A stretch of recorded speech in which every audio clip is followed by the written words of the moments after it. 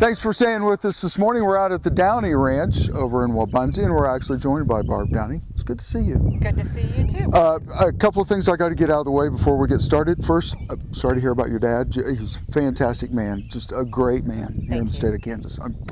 I know everybody in the ag community is sorry, and we feel sorry for your loss. And also your health. Thank you. We're glad that you are healthy and upright, and you're doing great. Yep, this time a year ago was a different story. It was a different story. I'm glad to be back in the saddle, literally and figuratively. There you go. Are you running still? Are you getting your runs in? I'm starting that back up again. I'm walking, but we're not quite. We don't have the running built up quite again. Well, but we'll get there. I know everybody's cheering for you. Thank you. You're welcome. Coming off the Kansas Beef Council, you're coming off as off the council as the chair of the council. Is that correct? How was that experience for you? It was a great experience. You know, we as producers contribute every time a beef animal changes hands, and then this is our way as producers to have a say in how those dollars are spent on the state level especially, and then what we do with some of those dollars that go on to national. So it was an honor to serve with that group of people. You've got some of the best minds in the beef business in Kansas serving on that council with you, and I think we do a really good job for the fellow producers in Kansas of spending our beef checkoff dollars wisely. And not only that, I think most people know who've watched the show before, is there $1 per head goes to the Beef Council. Beef Council in turn sends that money to the federal level and uses some on the local level. Talking about the federal level or national level, you just got appointed to a new board on the federal level. Right, the Beef Promotions Operating Committee, and that is a group of 20 people that are charged with administering the checkoff spending and authorizing of funds, checkoff related spending. 10 of us come from the Federation of State Beef Councils, and that is my appointment, and 10 come from the Cattlemen's Beef Board. And these are folks from all over the United States in all facets of the industry and from all backgrounds. And not only that, that money goes towards research and, you know, adding more cuts of beef to the lean category, marketing and promotion and things like that. Is that kind of how that's set up? Exactly. Anything that can help improve consumer demand and confidence in beef. And I want to make sure I have this right, because Kevin's standing behind the camera over here. I want to make sure 35 cents of our dollar goes to the federal level. Well, so a checkoff dollar collected in Kansas, 50 cents of that goes on to the national level, and then Kansans contribute an additional 35 cents on to the national level. We are a huge beef producing state. We collect a lot of checkoff dollars.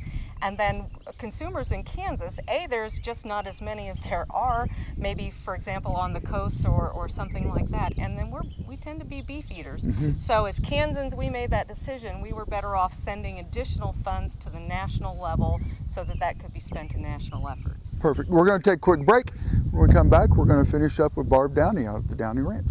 You're watching Kansas Ag Report. We'll see you in a minute. This segment brought to you by Farm Bureau, a grassroots ag organization representing the state's farmers and ranchers since 1919. KFB.org. Oldie Seed Farms, carrying soil-specific seed. Find them on the web at oldieseed.com. That's OHLDE seed.com.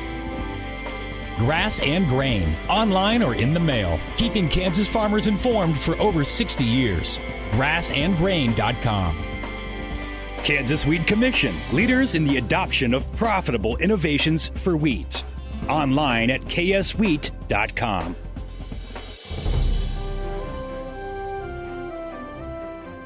Thanks for staying with us. We're out at the Downey Ranch over in Wabaunsee, and Barb, thanks for staying with us. Kevin and I kind of talked about this, but you being a producer, it really hits home to the consumers who watch the show, is the handling and the welfare of the animals that you guys have. I mean, you have 500 or 600 head of cattle here, maybe more, and the care that you and your family put into those animals is remarkable. It's paramount. It's what we take great pride in doing. It is the foundation for producing a safe and wholesome product. We try to make sure that everything that we do to that animal is approved, is coordinated with our veterinarian, and then when we're handling these animals, we try to make sure that we're doing it in the most safe and humane and low stress way possible.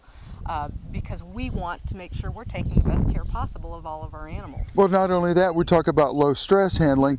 25 years ago or even 30 years ago, low stress was maybe having a six-pack before you went out and worked the cattle. Now it is a term used to the way you handle the cattle, which is not a lot of noise, not a lot of shocks and some other stuff. It is really, it's a science nowadays. It is. It's a science and it's an art. So it's learning how to understand that animal and read what they're telling you and make sure what you are telling them in return is something that they understand and respond to.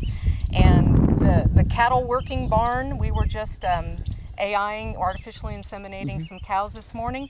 It was as quiet as it could be. The animals are not vocalizing, we're not vocalizing, and it's just a real low stress, quiet, and easy way to work those animals. It's just beautiful when it's running. Well, not only that, low stress ensures a happy, healthy, and productive animal. Yes, it does. And not only that, working with your veterinarian, because I know you, as well as all the producers here in the state of Kansas, want to make sure that if you are using antibiotics, that you are using them in an approved manner and judiciously. Right. We work with our veterinarian on treatment protocols. So if we have something that is presenting to us and we think has a respiratory infection, then we use what input we have from the animal, temperature and behavior and all of that, and then our veterinarian has helped us develop treatment protocols for that. So we'll treat that animal appropriately. We're recording what we're doing, so we make sure we observe withdrawals, and we're following BQA procedures for administering any